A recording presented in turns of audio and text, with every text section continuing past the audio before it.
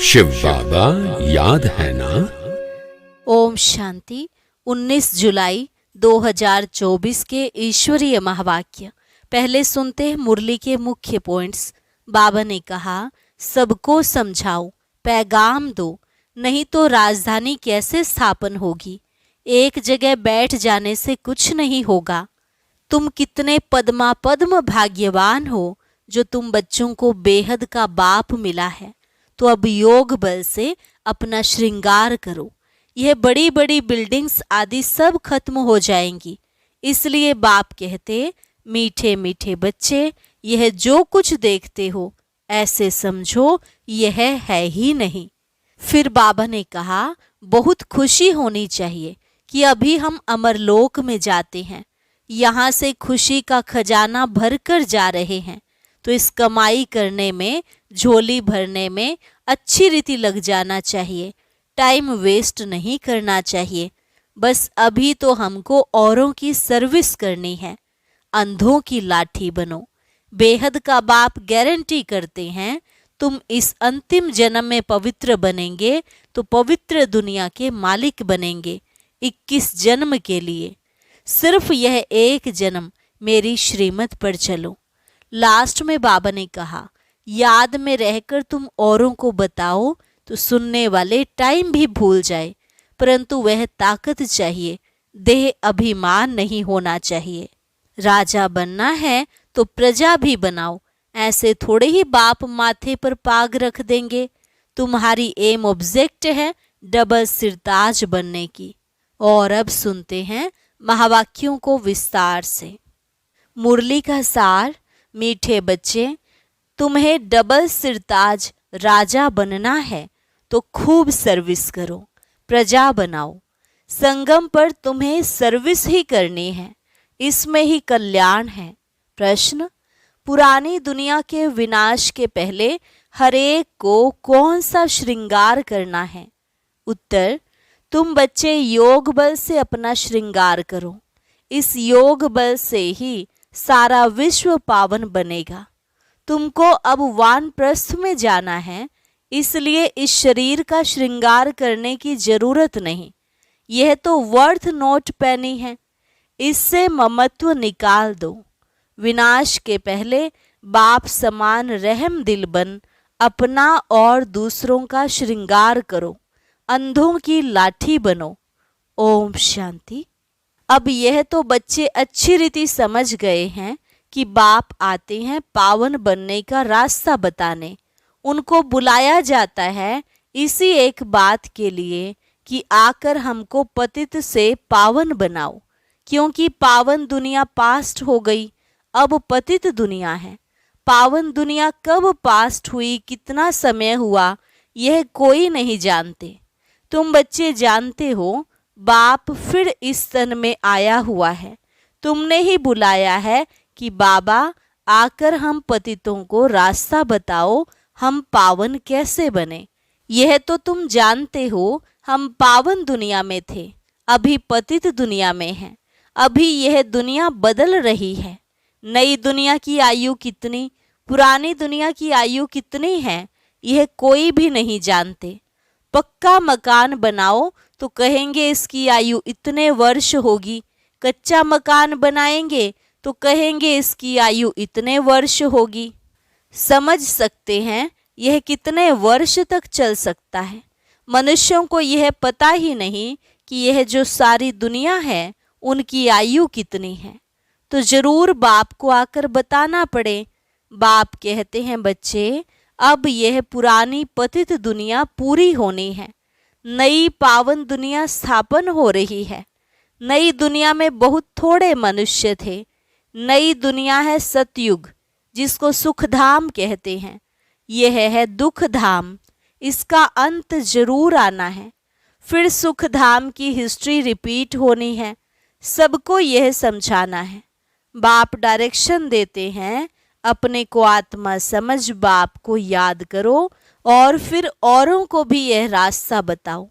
लौकिक बाप को तो सब जानते हैं, पारलौकिक बाप को तो कोई जानते नहीं, सर्वव्यापी कह देते हैं। कच्छ मच्छ अवतार, या 84 लाख योनियों में ले गए हैं। दुनिया में कोई भी बाप को नहीं जानते। बाप को जाने तब समझे। अगर पत्थर ठिक्कर में है तो वर्षे की बात ही नहीं ठहरती। देवताओं की पूजा भी करते हैं परंतु कोई का ऑक्यूपेशन नहीं जानते, बिल्कुल ही इन बातों में अनजान है। तो पहली मूल बात समझानी चाहिए, सिर्फ चित्रों से कोई समझ ना सके।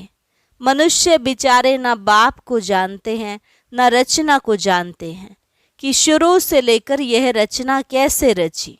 देवताओं का राज्य कब था जिनको पूजते हैं, कुछ भी पता नहीं। समझते हैं लाखों वर्ष सूर्यवंशी राजधानी चली, फिर चंद्रवंशी लाखों वर्ष चले।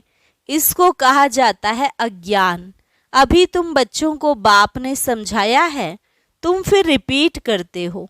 बाप भी रिपीट करते हैं ना, ऐसे समझाओ, पैगाम दो, नहीं तो राजधानी कैसे स्थापन होगी।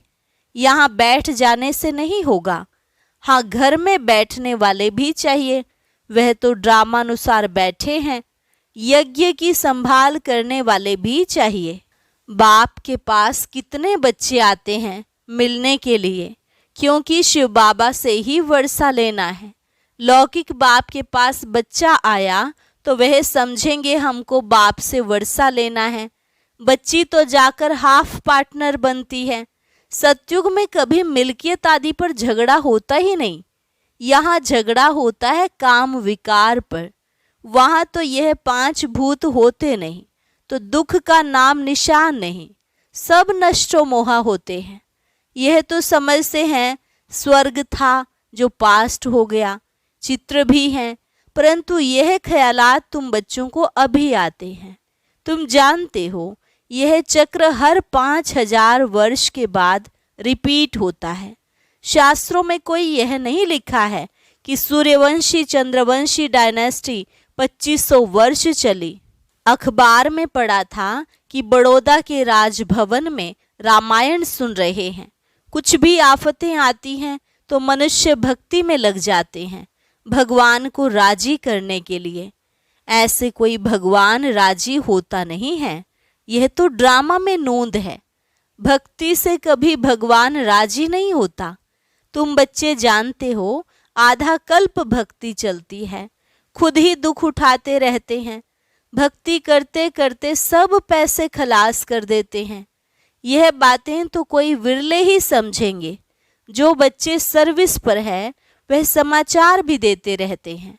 समझाया जाता है यह ईश्वरीय परिवार है। ईश्वर तो दाता है, वह लेने वाला नहीं है। उनको तो कोई भी देते नहीं और ही सब बर्बाद करते रहते हैं। बाप तुम बच्चों से पूछते हैं तुमको कितने अथाह पैसे दिए, तुमको स्वर्ग का मालिक बनाया, फिर वह सब कहाँ गया? इतने कंगाल कैसे बने? अभी मैं फिर आया हूँ, तुम कितने पद्म भाग्यवान बन रहे हो। मनुष्य तो इन बातों को कोई भी नहीं जानते। तुम जानते हो अभी इस पुरानी दुनिया में यहाँ रहना नहीं है, यह तो खलास हो जानी है। मनुष्यों के पास जो ढेर पैसे हैं वह किसी के हाथ नहीं आने हैं। विनाश होगा तो सब खलास हो जाएंगे। कितने माइल में बड़े बड़े मकान आदि बने हुए हैं, ढेर की ढेर मिल्कियत है, सब खत्म हो जाएगी। क्योंकि तुम जानते हो जब हमारा राज्य था तो और कोई थे ही नहीं, वहाँ अथाह धन था। तुम आगे चल देखते रहेंगे क्या क्या होता है। उनके पास कितना सोना, कितना चांदी, नोट आदि हैं, वह सब बजट निकलता है। अनाउंस करते हैं इतना बजट है तो इतना खर्चा है। बारूद पर कितना खर्चा है, अभी बारूद पर इतना खर्चा करते हैं, उससे आमदनी तो कुछ है नहीं। यह रखने की चीज़ तो है नहीं, रखने का होता है सोना और चांदी। दुनिया गोल्डन एजेड है तो सोने के सिक्के होते हैं, सिल्वर एज में चांदी है, वहाँ तो अपार धन होता है। फिर कम होते होते अभी देखो क्या निकला है, कागज़ के नोट। विलायत में भी कागज़ के नोट निकले हैं। कागज़ तो काम की चीज़ नहीं, बाकी क्या रहेगा? यह बड़ी बड़ी बिल्डिंग्स आदि सब खत्म हो जाएंगी। इसलिए बाप कहते हैं, मीठे मीठे बच्चे, यह जो कुछ देखते हो ऐसे समझो यह है नहीं, यह तो सब खलास हो जाना है। शरीर भी पुराना, वर्थ नॉट ए पेनी है। भल कोई कितना भी सुंदर हो, यह दुनिया ही बाकी थोड़ा समय है, कुछ ठिकाना थोड़े ही है। बैठे बैठे मनुष्यों का क्या हाल हो जाता है, हार्ट फेल हो जाते हैं। मनुष्य का कोई भरोसा नहीं।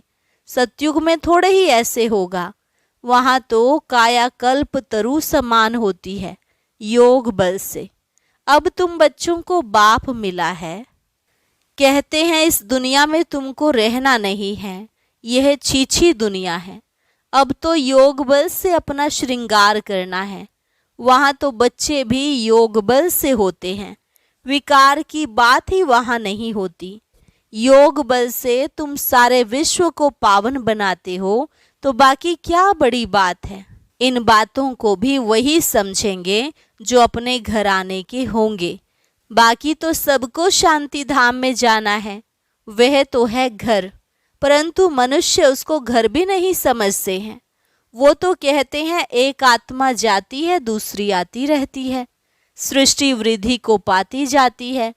रचयिता और रचना को तुम जानते हो, इसलिए कोशिश करते हो औरों को समझाने की, यह समझकर कि बाबा का स्टूडेंट बन जाए, सब कुछ जान जाए, खुशी में आ जाए। हम तो अब अमरलोक में जाते हैं। आधा कल्प तो झूठी कथाएं सुनी हैं, अब तो बहुत खुशी होनी चाहिए, अमरलोक में हम जाएंगे। इस मृत्यु लोक का अभी अंत है। हम खुशी का खजाना यहाँ से भर कर जाते हैं, तो इस कमाई करने में, झोली भरने में अच्छी रीति लग जाना चाहिए। टाइम वेस्ट नहीं करना चाहिए। बस अभी तो हमको औरों की सर्विस करनी है, झोली भरनी है। बाप सिखलाते हैं रहम दिल कैसे बनो, अंधों की लाठी बनो। यह सवाल तो कोई सन्यासी विद्वान आदि पूछ नहीं सकते। उनको क्या पता स्वर्ग कहाँ, नर्क कहाँ होता है। भल कितने भी बड़े बड़े पोजीशन वाले हैं, कमांडर चीफ एरोप्लेन्स के हैं, कमांडर चीफ लड़ाई के हैं, स्टीमर के हैं, लेकिन तुम्हारे आगे यह सब क्या है? तुम जानते हो बाकी थोड़ा समय है। स्वर्ग का तो कोई को पता ही नहीं। इस समय तो सब तरफ मारा मारी चल रही है। फिर उन्हों को एरोप्लेन्स अथवा लश्कर आदि की दरकार नहीं रहेगी। ये सब खलास हो जाएंगे, बाकी थोड़े मनुष्य रहेंगे। ये बत्तियां, एरोप्लेन आदि रहेंगे, परंतु दुनिया कितनी छोटी होगी। भारत ही रहेगा। जैसे मॉडल छोटा बनाते हैं ना, और कोई की भी बुद्धि में नहीं होगा कि मौत आखिरीन कैसे आना है। तुम तो जानते हो मौत सामने खड़ा है। वह कहते हैं हम यहाँ बैठे ही बॉम्ब्स छोड़ेंगे, जहाँ गिरेगा सब खत्म हो जाएंगे। कोई लश्कर आदि की दरकार नहीं है। एक एक एरोप्लेन भी करोड़ों खर्चा खा जाता है। कितना सोना सबके पास रहता है, टन्स के टन्स सोना है, वे सब समुद्र में चला जाएगा। ये सारा रावण राज्य एक आइलैंड है, अनगिनत मनुष्य है। तुम सब अपना राज्य स्थापन कर रहे हो, तो सर्विस में बिजी रहना चाहिए। कहाँ बाढ़ आदि होती है तो देखो कैसे बिजी हो जाते हैं, सबको खाना आदि पहुँचाने की सर्विस में लग जाते हैं। पानी आता है तो पहले से ही भागना शुरू करते हैं। तो विचार करो सब कैसे खत्म होंगे। सृष्टि के ऑल राउंड सागर है, विनाश होगा तो जलमयी हो जाएगी, पानी ही पानी। बुद्धि में रहता है हमारा राज्य था तो ये बॉम्बे, कराची आदि तो थे नहीं। भारत कितना छोटा जाकर रहेगा, सो भी मीठे पानी पर। वहाँ कुएं आदि की दरकार नहीं, पानी बड़ा स्वच्छ पीने का रहता है। नदियों पर तो खेल पाल करते हैं, गंदगी की कोई बात नहीं। नाम ही है स्वर्ग, अमर लोक।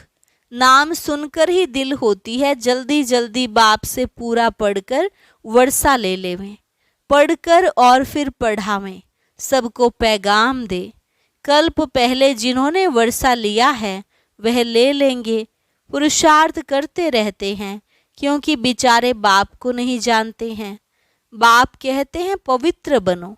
जिनको हथेली पर बहिष्य मिलेगा वह क्यों नहीं पवित्र रहेंगे? बोलो, हम क्यों नहीं एक जन्म पवित्र बनेंगे जबकि हमें विश्व की बादशाही मिलती है? भगवानुवाच, तुम इस अंतिम जन्म में पवित्र बनेंगे तो पवित्र दुनिया के मालिक बनेंगे।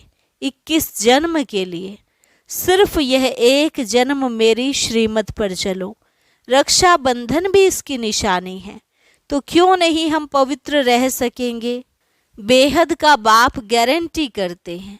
बाप ने भारत को स्वर्ग का वर्षा दिया था जिसको सुखधाम कहते हैं। अपार सुख थे। यह है दुख धाम। एक कोई बड़े को तुम ऐसे समझाओ तो सब सुनते रहेंगे। योग में रह बताओ तो सबको टाइम आदि ही भूल जाए, कोई कुछ कह ना सके। 15-20 मिनट के बदले घंटा भी सुनते रहें, परंतु वह ताकत चाहिए, देह अभिमान नहीं होना चाहिए। यहाँ तो सर्विस ही सर्विस करनी है, तभी कल्याण होगा। राजा बनना है तो प्रजा कहाँ बनाई है? ऐसे ही बाप थोड़े ही माथे पर पाग रख देंगे। प्रजा डबल सिरताज बनती है क्या? तुम्हारी एम ऑब्जेक्ट ही है डबल सिरताज बनने की। बाप तो बच्चों को उल्लास दिलाते हैं। जन्म जन्मांतर के पाप सिर पर हैं, वह योग बल से ही कट सकते हैं। बाकी इस जन्म में क्या क्या किया है वह तो तुम समझ सकते हो ना। पाप काटने के लिए योग आदि सिखाया जाता है। बाकी इस जन्म की तो कोई बात नहीं। तमो प्रधान से सतो प्रधान बनने की युक्ति बाप बैठ बतलाते हैं। बाकी कृपा आदि तो जाकर साधुओं से मांगो। अच्छा, मीठे मीठे सिकिलधे बच्चों प्रति मात पिता बाप दादा का याद प्यार और गुड मॉर्निंग। रूहानी बाप की रूहानी बच्चों को नमस्ते। रूहानी बच्चों की रूहानी बाप दादा को नमस्ते नमस्ते, गुड मॉर्निंग। धारणा के लिए मुख्य सार। पहली पॉइंट, अमरलोक में जाने के लिए संगम पर खुशी का खजाना भरना है। टाइम वेस्ट नहीं करना है। अपनी झोली भरकर रहम दिल बन अंधों की लाठी बनना है। दूसरी पॉइंट, हथेली पर बहिष्य लेने के लिए पवित्र जरूर बनना है। स्वयं को सतोप्रधान बनाने की युक्तियां रच अपने ऊपर आपे ही कृपा करनी है। योग बल जमा करना है। वरदान, हुजूर को सदा साथ रख कंबाइंड स्वरूप का अनुभव करने वाले विशेष पार्टधारी भव। हुजूर को सदा साथ रख कंबाइंड स्वरूप का अनुभव करने वाले विशेष पार्टधारी भव। बच्चे जब दिल से कहते हैं बाबा तो दिलाराम हाजिर हो जाता है, इसलिए कहते हैं हुजूर हाजिर है। और विशेष आत्माएं तो है ही कंबाइंड। लोग कहते हैं जिधर देखते हैं उधर तू ही तू है, और बच्चे कहते हैं हम जो भी करते हैं जहाँ भी जाते हैं बाप साथ ही है। कहा जाता है करण करावनहार, तो करणहार और करावनहार कंबाइंड हो गया। इस स्मृति में रहकर पार्ट बजाने वाले विशेष पार्टधारी बन जाते हैं। स्लोगन, स्वयं को इस पुरानी दुनिया में गेस्ट समझकर रहो तो पुराने संस्कारों और संकल्पों को गेट आउट कर सकेंगे।